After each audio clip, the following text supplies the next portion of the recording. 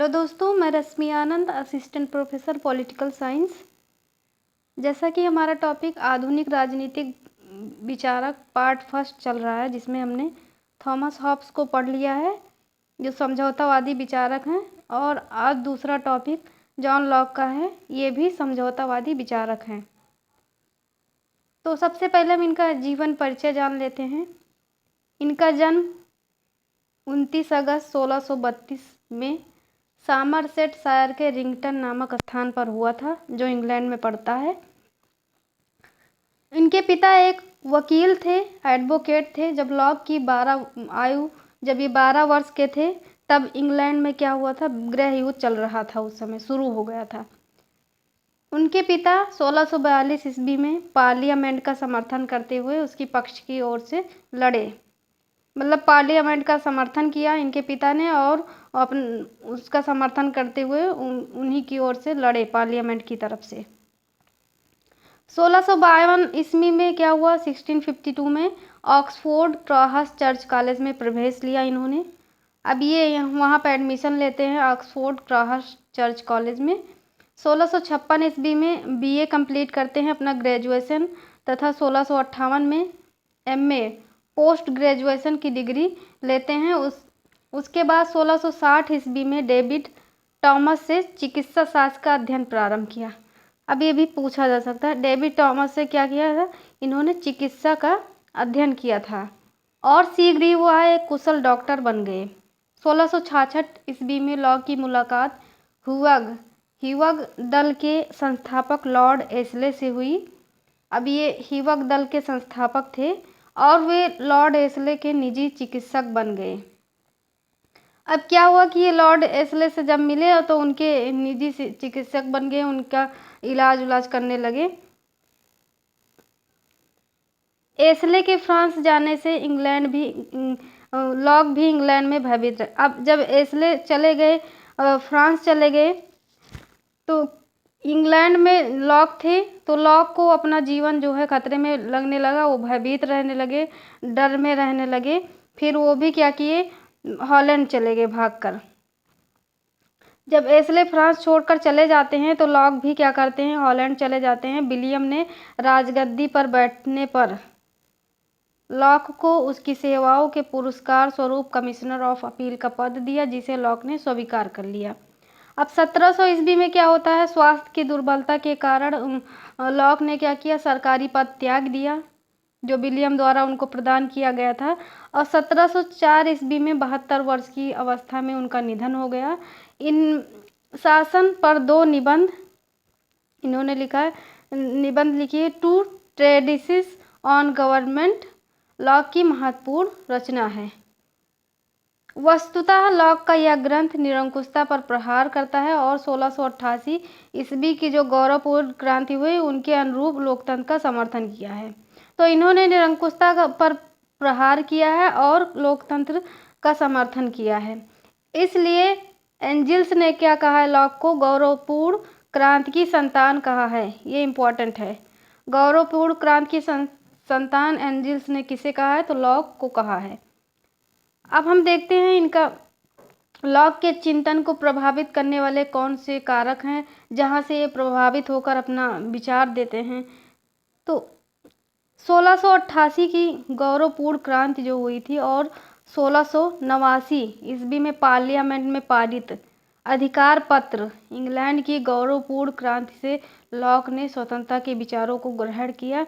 Most important यहाँ से question पूछा गया है।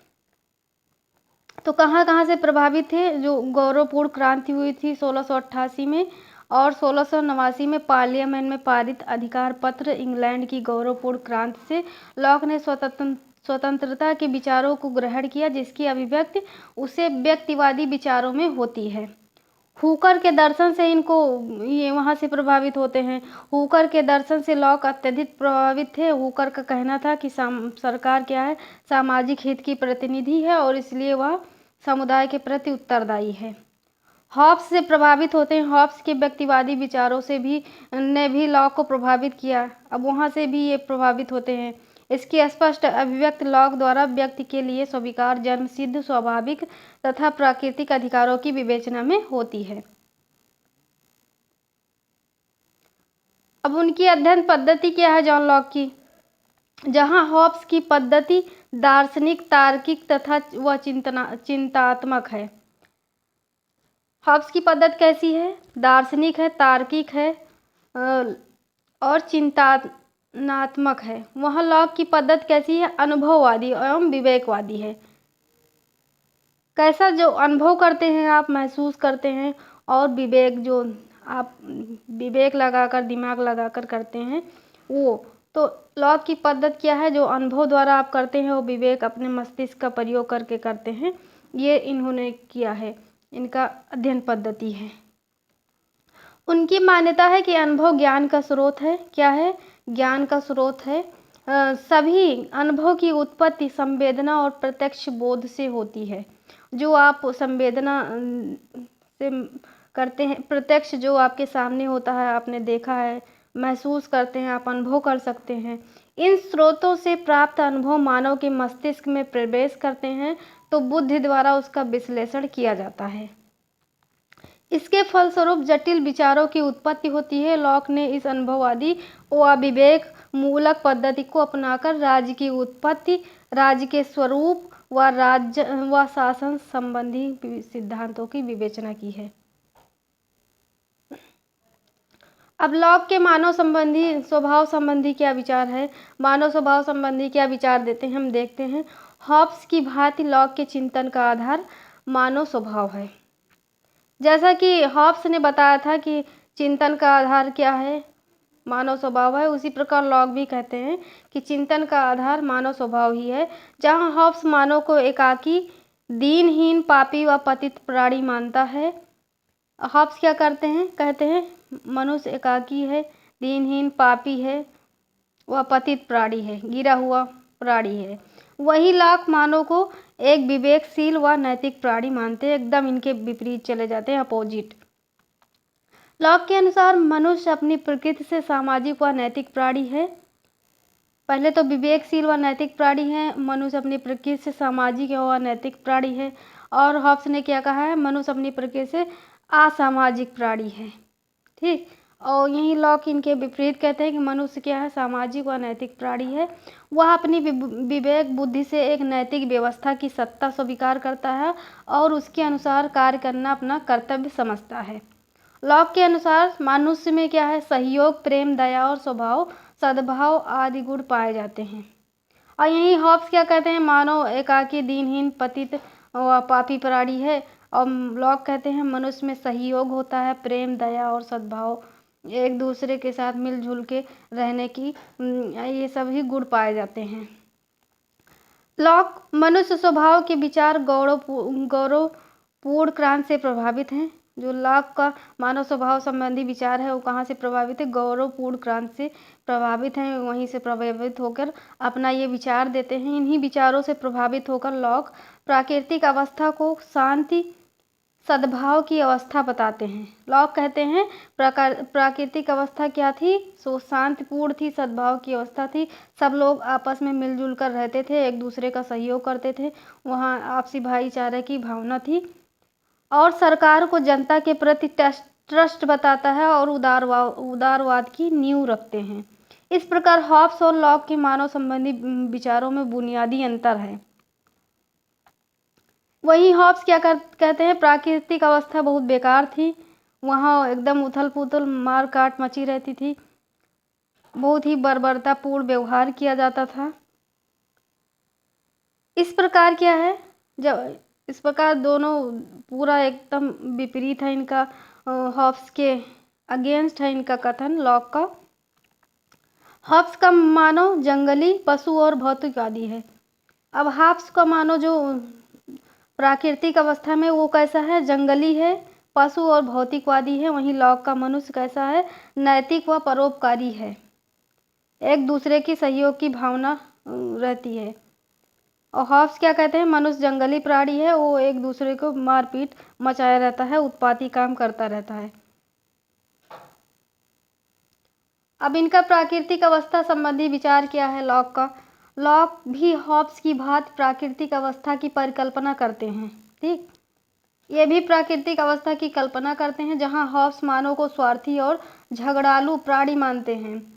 अब हॉब्स क्या कहते हैं, मनुष्य स्वार्थी है, अपने स्वार्थ के लिए कुछ भी करने को कर सकता है और झगड़ालू प्राणी है, और उसी के अनुरूप वह प्राकृतिक अवस्था को युद्ध व संघर्ष की अवस्था बताते हैं। वहीं लॉक क्या करते हैं, क्या कहते हैं, सद्गुणी नैतिक प्रकृति के अनुरूप सकारात्मक प्राकृतिक अवस्था बताया है लॉक ने।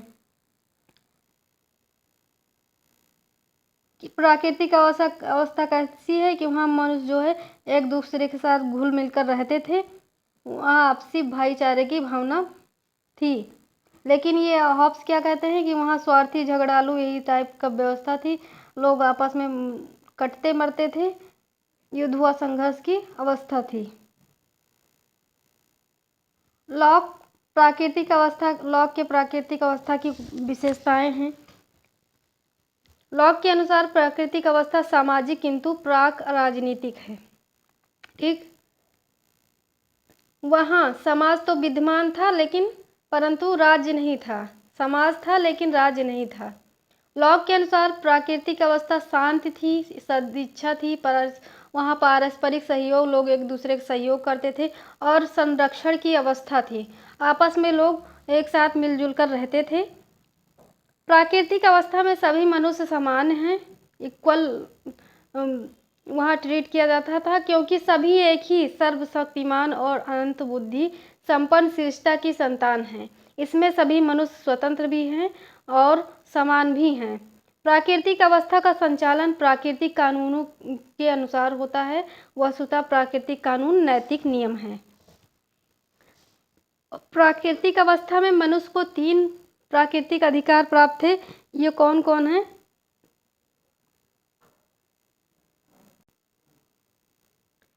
नंबर 1 है जीवन का अधिकार, स्वतंत्रता और संपत्ति का अधिकार। ये भी पूछा गया है एग्जाम में।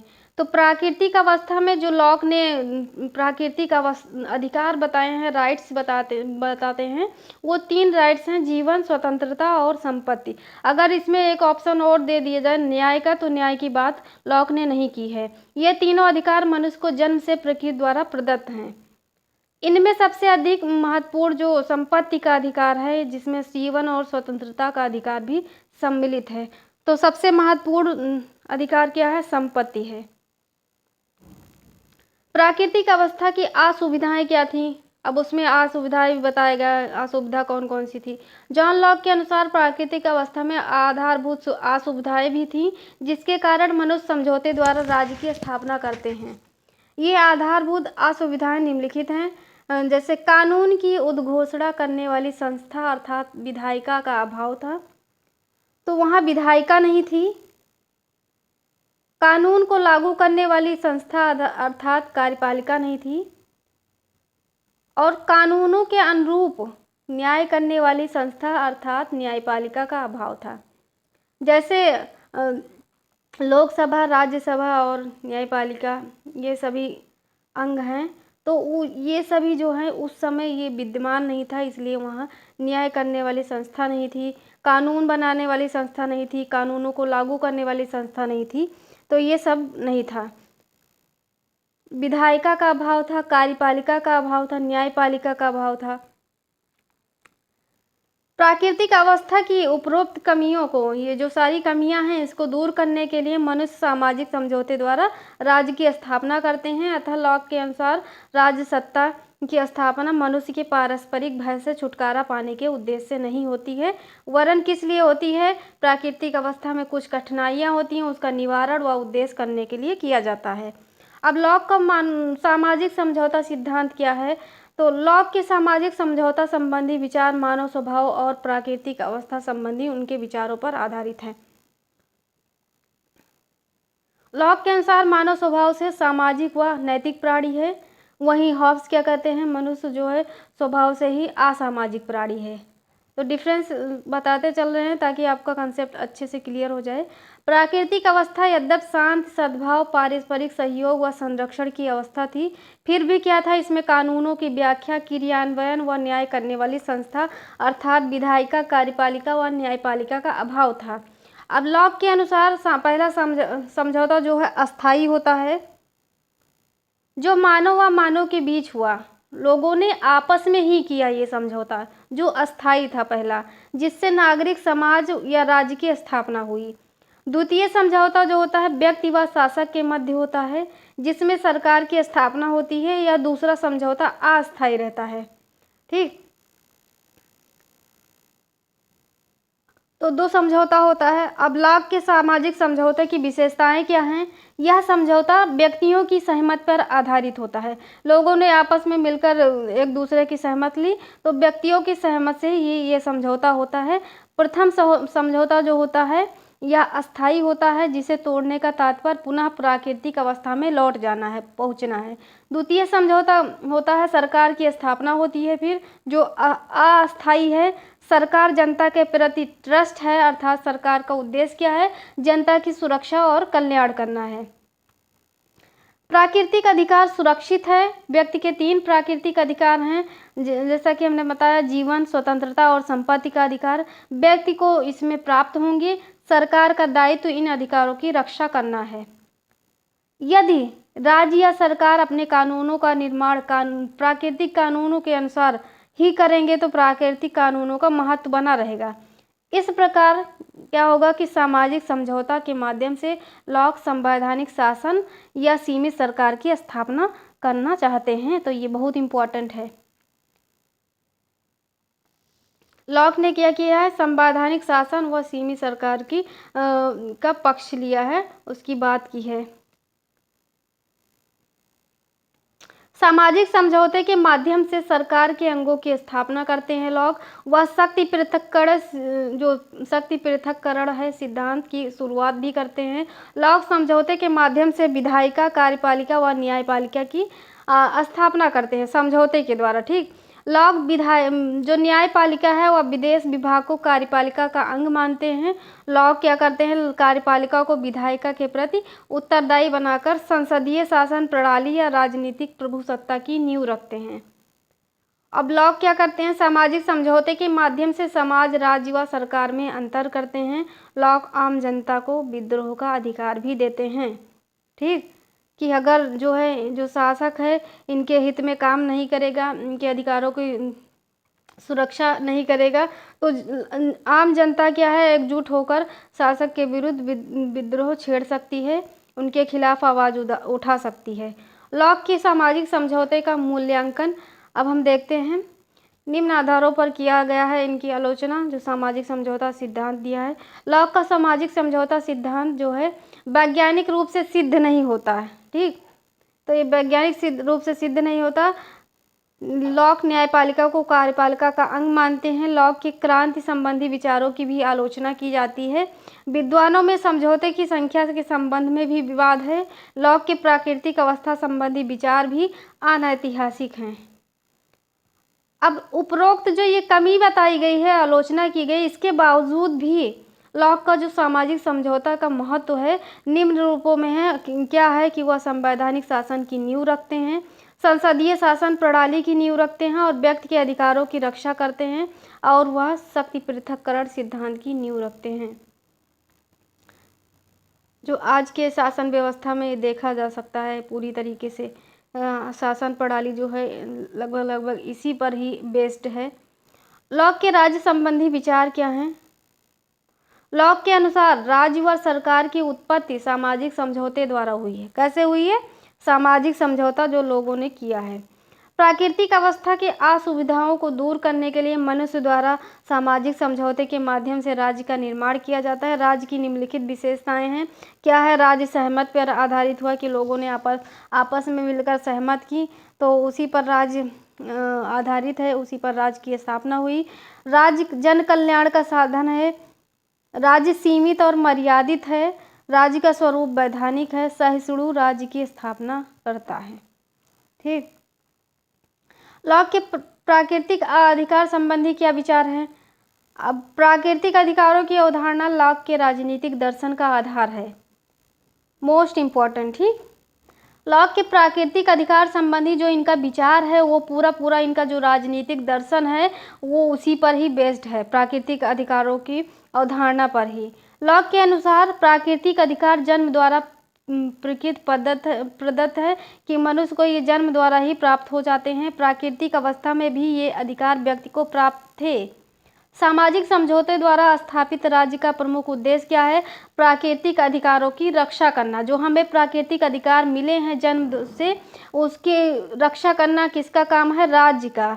अब राज्य किस लिए स्थापित किया गया? प्राकृतिक अधिकारों की रक्षा के लिए सामाजिक समझौते द्वारा स्थापित किया गया। लॉक वस्तुतः 3 प्रकार के प्राकृतिक अधिकारों की चर्चा करते हैं।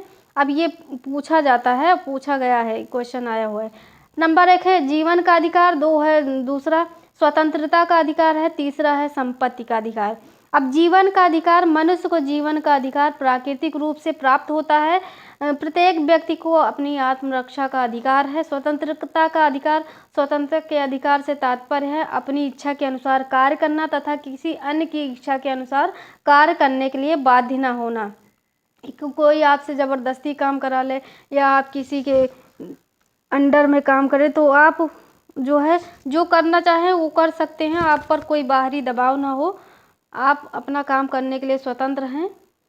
संपत्ति का अधिकार क्या है? लॉक संपत्ति के अधिकार पर विशेष बल देते हैं। लॉक संपत्ति के अधिकार को व्यापक मानते हैं। लॉक कहते हैं संपत्ति का अधिकार प्राकृतिक है, इसलिए राज्य को व्यक्ति की संपत्ति पर कर नहीं लेना चाहिए।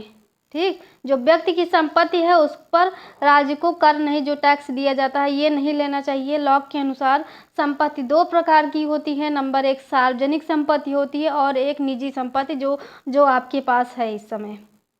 जब कोई व्यक्ति निजी श्रम द्वारा सार्वजनिक संपत्ति को उपयोगी बना लेता है तो वह निजी संपत्ति बन जाती है। इस प्रकार लॉक के अनुसार संपत्ति श्रम का फल है। सार्वजनिक संपत्ति जैसे एक फैक्ट्री लगा दी गई सरकार के द्वारा और आप जाके उसमें काम कर रहे हैं और जो काम के बदले आपको वेतन मिल रहा है या जो आप अर्जित कर रहे हैं अपने काम के बदले, वो क्या है? आपका निजी श्रम द्वारा प्राप्त संपत्ति है, तो वो निजी संपत्ति कहलाएगी। इस प्रकार लॉक के अनुसार संपत्ति श्रम का फल है, आपके परिश्रम का फल है। लॉक के अनुसार निजी संपत्ति भी 2 प्रकार की होती है। अब ये 2 टाइप्स हैं, 2 टाइप्स के। नंबर 1 नष्ट ना होने योग्य संपत्ति, जो कभी नष्ट नहीं होती, खत्म नहीं होगी, जिसमें लॉक क्या करते हैं? भूमि आएगा, मुद्रा आएगी, रुपया, ज्ञान आदि को सम्मिलित करते हैं। ये क्या है? कभी नष्ट नहीं होती। ये हमें लगता है यहाँ पे ना नहीं होना चाहिए, नष्ट होने योग्य संपत्ति। एक तो नष्ट ना होने योग्य संपत्ति हो गई लॉक जिसमें बताए हैं भूमि, मुद्रा, ज्ञान, और नष्ट होने योग्य संपत्ति जिसमें लॉक खाद्यान्न वस्तुओं को सम्मिलित करते हैं। तो जो नष्ट होने योग्य वस्तुएं हैं उनको सीमित मात्रा में, कम मात्रा में, जितना हमें ज़रूरत है उतना ही एकत्रित करना चाहिए, ये बताए हैं। और जो नष्ट ना होने योग्य वस्तुएं हैं जैसे भूमि, मुद्रा, ज्ञान हो गया, इसको असीमित मात्रा तक एकत्रित किया जा सकता है, ऐसा बताया है। तो इसमें हमें लगता है प्रिंटिंग मिस्टेक हो गई है। तो नष्ट होने योग्य संपत्ति क्या है? खाद्यान्न वस्तुएं हो गई, और नष्ट ना होने योग्य संपत्ति क्या हो गई? भूमि, मुद्रा और ज्ञान। संक्षेप में क्या कहा गया है? लॉक की निजी संपत्ति का सार इस प्रकार है। निजी संपत्ति का अधिकार क्या है? प्राकृतिक है। हमको प्राकृतिक अधिकार ये प्रकृति द्वारा ही मिला है। निजी संपत्ति के बिना जो है मनुष्य का जीवन खतरे में पड़ जाएगा। निजी संपत्ति खरीदी व बेची जाने वाली वस्तु है। निजी संपत्ति श्रम का फल है। व्यक्ति का श्रम, मेहनत उसकी तथा योग्यता उसकी अपनी संपत्ति है, वह इसे बेच सकता है, चाहे रख सकता है, चाहे जो मर्जी वो करे। निजी संपत्ति समाज के हित में है क्योंकि यह उत्पादन का आधार है। अब लॉक के विचार को स्पष्ट करते हुए एंड्रयू हैकर ने कहा है मोस्ट इम्पॉर्टेंट। एंड्रयू हैकर क्या कहते हैं? व्यक्ति के प्राकृतिक अधिकार उसके व्यक्तित्व में अंतर्निहित हैं, उसके जन्म से ही अपरिवर्तनीय हो जाते हैं। मतलब जो उसको प्राकृतिक अधिकार मिले हैं उसको परिवर्तित नहीं किया जा सकता है, वो क्या है? अपरिवर्तनीय है। लॉक का प्राकृतिक कानून तथा प्राकृतिक अधिकार का इतना अधिक भक्त हैं, इतने अधिक उनके समर्थक हैं कि यदि राज्य या सरकार उनके प्राकृतिक अधिकारों को भंग करती है तो जनता क्या है? उसके विरुद्ध विद्रोह कर सकती है। ठीक, तो लॉक प्राकृतिक अधिकारों के इतने बड़े समर्थक हैं कि अगर जो राज्य स्थापित किया गया है प्राकृतिक अधिकारों की सुरक्षा के लिए, अगर राज्य जो है अपना उत्तरदायित्व अच्छे से नहीं पालन करती है अपने कर्तव्यों का, तो क्या है, जनता इनके विरुद्ध विद्रोह कर सकती है और आवाज़ उठा सकती है। प्राकृतिक अधिकारों के सिद्धांत की आलोचना। लॉक के प्राकृतिक अधिकारों में विरोधाभास भी है। एक ओर वह उन्हें प्राकृतिक बताते हैं तो दूसरी ओर निजी संपत्ति का फल बताते हैं। एक तरफ कहते हैं कि प्रकृति द्वारा हमें अधिकार मिले हैं, दूसरी तरफ क्या कहते हैं, निजी संपत्ति, जो हम काम करते हैं, हम जो श्रम करते हैं उसके द्वारा जो संपत्ति मिलती है वो निजी संपत्ति का फल है। समाजवादी के अनुसार लॉक पूंजीवाद को बढ़ावा देते हैं। लॉक सामाजिक सांस्कृतिक अधिकारों की अवहेलना करते हैं। यह कर्तव्य व समानता की उपेक्षा करते हैं। अधिकार प्राकृतिक नहीं अपितु समाज व राज्य द्वारा प्रदत्त हैं। आलोचना की गई है। उपरोक्त आलोचना के बावजूद लॉक ने अधिकार व लोकतंत्र की धारणा को बढ़ावा दिया है। लॉक के प्राकृतिक कानून संबंधी क्या विचार हैं, अब हम इसको देखते हैं। लॉक के चिंतन में कानून या विधि का केंद्रीय महत्व है। मोस्ट इम्पॉर्टेंट, किसका, कानून या विधि का केंद्रीय महत्व है। लॉक के अनुसार प्राकृतिक कानून सार्वभौम्य एवं सार्वभौम है। लॉक प्राकृतिक कानून को नैतिकता के नियम कहते हैं। वह कहते हैं कि प्राकृतिक अवस्था का संचालन प्राकृतिक कानूनों के आधार पर ही किया जाता है, परंतु प्राकृतिक कानूनों में 3 कमियां थीं। ठीक, क्या है, प्राकृतिक कानून स्पष्ट नहीं है, इनकी घोषणा करने वाली जो है अर्थात विधायिका का अभाव था, जो नियम कानून बनाती है, और राज्यसभा हो गई आज के समय में। ठीक, तो विधायिका राज्यसभा हो गई। प्राकृतिक कानूनों की व्याख्या करने वाली संस्था अर्थात कार्यपालिका का अभाव था। जो विधायिका कानून बनाएगी उसको लागू करने का कार्यपालिका करेगी, लोकसभा। ठीक, तो लोग उस समय कार्यपालिका का अभाव था। फिर क्या है, प्राकृतिक कानून के आधार पर न्याय करने वाली संस्था अर्थात न्यायपालिका का अभाव था।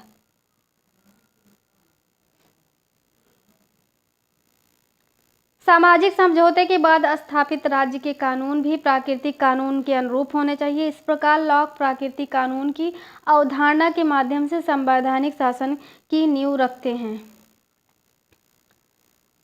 अब लॉक का व्यक्तिवादी संबंधी क्या विचार है। लॉक के राजनीतिक दर्शन का केंद्र बिंदु व्यक्ति है। ठीक, व्यक्ति, लॉक द्वारा स्वीकार राजनीतिक व्यवस्था व्यक्ति केंद्रित है। लॉक ने व्यक्ति के लिए ही स्वतंत्रता और संपत्ति के अधिकारों को मान्यता प्रदान की है। लॉक के राजनीतिक दर्शन में प्राकृतिक अवस्था, शासन अवस्था और राज्य क्रांति आदि की सभी अवधारणाएं व्यक्ति के महत्व को स्पष्ट करती हैं। सारी व्यवस्थाएं किसके लिए स्थापित की गई, मनुष्य के लिए, व्यक्ति के लिए। लॉक का मानना है कि प्रत्येक व्यक्ति को नैतिक चेतना और न्याय संबंधी भावना जन्म से ही प्रकृति द्वारा प्रदान की गई हैं तथा राज्य का जन्म व्यक्ति के प्राकृतिक अधिकारों की रक्षा के लिए हुआ है। राज्य क्या करेगा, जो प्राकृतिक अधिकार मनुष्य को मिला है उनकी रक्षा करेगा। व्यक्ति के इन्हीं अधिकारों की रक्षा के लिए लॉक राज्य पर अनेक मर्यादाएं स्थापित करते हैं। लॉक के अनुसार राज्य साधन है, राज्य क्या है, साधन है, और व्यक्ति साध्य है, क्योंकि राज्य का जन्म व्यक्तियों की सहमति से हुआ है।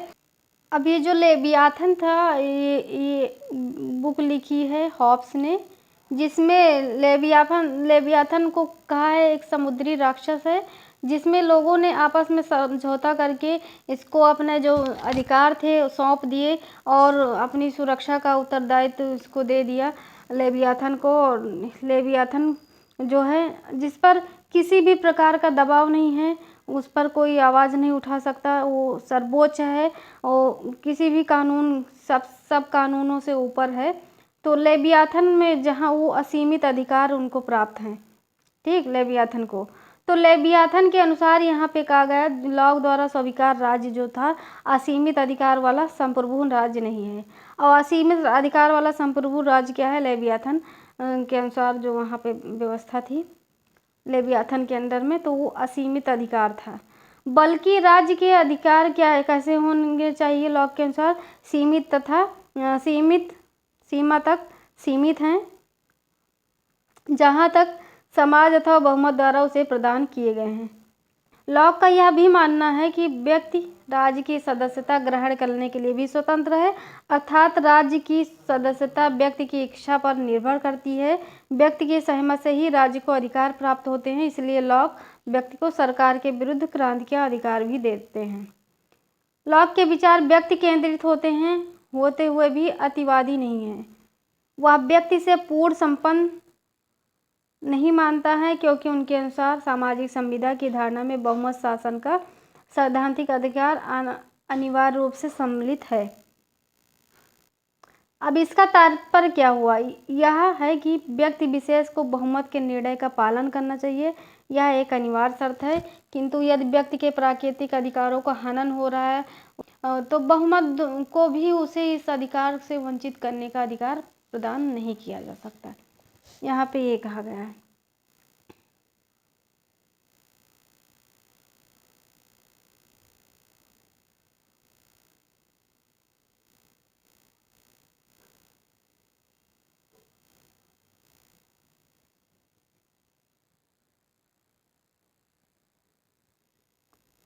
लॉक का मानना है कि जब तक शासक अपने दायित्व का पालन भली भांति करता है, तब तक जनता अपनी शक्ति से वंचित रहती है। डर्निंग ने कहा है, लॉक द्वारा प्रदत्त प्राकृतिक अधिकारों की व्यवस्था की गई है राजनीतिक चिंतन के इतिहास में उसकी सबसे महत्वपूर्ण देन है। अब यहाँ पे लॉक उदारवाद के जनक माने जाते हैं। उदारवाद का जनक किसी को कहा जाता है तो जॉन लॉक को कहा जाता है। ये बार बार एग्जाम में पूछा गया है क्वेश्चन डायरेक्ट। तो लॉक को व्यक्तिवाद और उदारवाद का जनक कहा जाता है, क्योंकि वह मानव विवेक में आस्था रखते हैं। मानव को 3 प्राकृतिक अधिकार, जीवन, स्वतंत्रता और संपत्ति। मानव को सद्गुणी प्राणी मानते हैं। सीमित एवं उत्तरदायी शासन की स्थापना करते हैं। शासन का आधार जन सहमत बताते हैं। धार्मिक सहिष्णुता पर बल देते हैं। शक्ति पृथक्करण सिद्धांत में आस्था रखते हैं। प्राकृतिक कानूनों को राज्य के कानून से सर्वोच्च मानते हैं। इसी कारण उसे संविधानवाद का जनक भी कहते हैं। संविधानवाद के जनक भी कहते हैं इनको। प्राकृतिक कानून प्राकृतिक अधिकारों के उल्लंघन होने पर जनता का राज्य के प्रति विद्रोह करने का भी अधिकार प्रदान करता है। क्रांति या विद्रोह का भी अधिकार दिया गया है इसमें। राज्य की उत्पत्ति का आधार सामाजिक समझौता सिद्धांत अर्थात जन सहमति है। लोगों की सहमति से सामाजिक समझौता सिद्धांत हुआ। अब जॉन लॉक की प्रमुख रचनाएं क्या हैं? इनकी जो बुक्स हैं बहुत ही इंपॉर्टेंट हैं। जॉन लॉक ने 30 से भी अधिक ग्रंथ लिखे। उनकी राजनीति शास्त्र से संबंधित प्रमुख पुस्तकें हैं। लेटर ऑन टॉलरेशन, सहिष्णुता पर जो इनका निबंध था, लेटर ऑन टॉलरेशन 1689 में लिखा इन्होंने। मानव संबंध स्वभाव के संबंध में निबंध 1690 में लिखी। ठीक। फिर 2 ट्रीटीज ऑन गवर्नमेंट लिखी 1690 में, शासन पर 2 निबंध। एस्से कंसर्निंग ह्यूमन अंडरस्टैंडिंग 1690 में लिखी। सहिष्णुता पर पहला पत्र था ये, एस्से कंसर्निंग ह्यूमन अंडरस्टैंडिंग। फिर सेकेंड लेटर ऑन टॉलरेशन आया 1690 में, सहिष्णुता पर ये दूसरा पत्र था। थर्ड लेटर ऑन टॉलरेशन आया 1692 में, सहिष्णुता पर ये तीसरा पत्र था। और फोर्थ लेटर ऑन टॉलरेशन आया 1692 में, ये शिक्षा से संबंधित कतिपय विचार दिया गया था इसमें। द फंडामेंटल्स नेक्स्ट है, the fundamentals of constitution Carolina 1692, Carolina का मौलिक संविधान। ये पुस्तक किसके द्वारा लिखी गई है? तो जॉन लॉक। ये सारी पुस्तकें हैं जॉन लॉक की। इसका हम एक वीडियो और अलग से बना देंगे बुक्स का, और वहाँ पे आप देख लीजिएगा ट्रिक, इसकी शॉर्ट ट्रिक जिससे आपको इसको याद करने में आसानी होगी। तो अगर आपको वीडियो मेरी पसंद आई हो तो प्लीज़ मेरे वीडियो को लाइक करें, चैनल को सब्सक्राइब करें। Thank you.